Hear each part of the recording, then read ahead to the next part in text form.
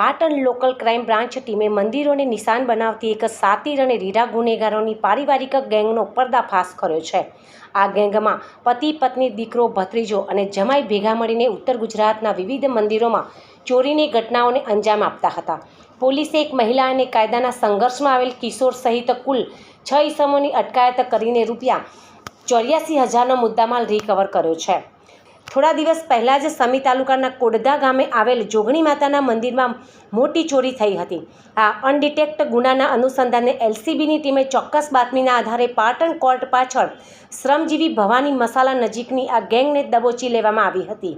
આ ગેંગ મોડી રાત્રે ગાડી લઈને નીકળતી, મંદિરોને રેકી કરતી અને રાત્રિના અંધકારમાં દાનપેટીઓ તોડી રોકડ તેમજ ચાંદીના છત્તરોની ચોરી કરીને ફરાર થઈ જતી હતી।